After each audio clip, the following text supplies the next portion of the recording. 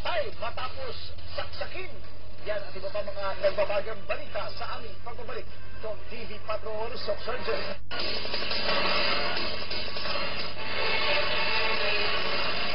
Hindi pa rin nawawala ang pangamba ng mga residente sa Corona del Proper dyan sa South Cotabato bunsod ng land conflict doon. Hindi nila na manatili ang pulis at army detachment sa lugar.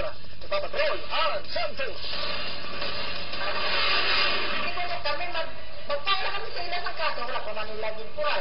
Muling ipinaabot ng mga residente sa barangay Coronadal Proper, Pulumulok, South Cotabato sa pulis, militar at barangay opisyal ang pangamba nila na aagawin ng Akmat Clan ng lupaing ibinigay na sa kanila ng DOR. Si Mang Tomas Olivido na may mahigit 1 ektaryang taniman ng niyog sa Coronadal Proper. Natatakot na pwede silang iharas ng angkan lalo na't bukas harvest period na. Ayon sa ilang residente, may mga armadong grupo raw na pakalat-kalat lang sa lugar. At ngayon, balak pa raw mag-pull out ng tropa ng militar at pulis na naglagay ng pansamantalang detachment. Si Chairman, amo to ang naaktuhan nga pagtuyok nila diya sa hatpang sa mong balay. Wala kami kabot. Kung harason kami sa armado, siyempre, kadlokit kami. Pero paglilinaw ng commander ng 27th Infantry Battalion, mananatili ang tropa sa Coronadal Proper.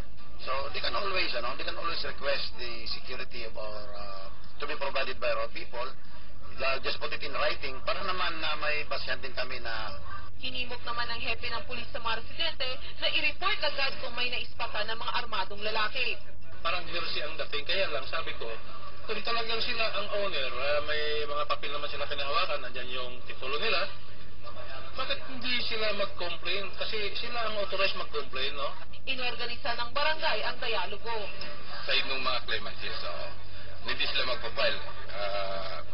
Ang gagawin nila is doon mismo sa dialogue, is sinasabi nila, papasukin nila yung area, and then pag napasok na nila yung area, that's the time na siyempre yung mga CLT holders mag-file na ng kaso sa kanila. That's the time na harapin na nila sa korte.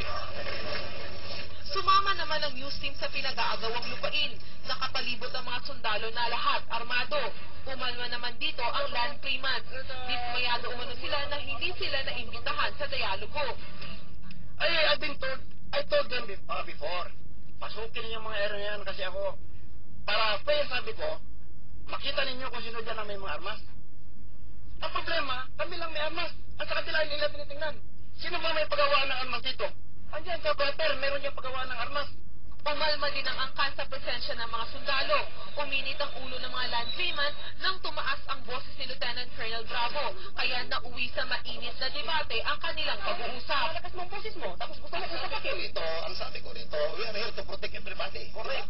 Inaangkin ng mga akmad ang lupaing ipinamana raw sa kanila ng kanilang mga ninuno. Higit 40 ektarya ang pinag-aagawan dito. Karamihan may mga tanim na mais, asparagus at saging. Ann Santos, Patrol ng Pilipino, Pulumulok, South Cotabato.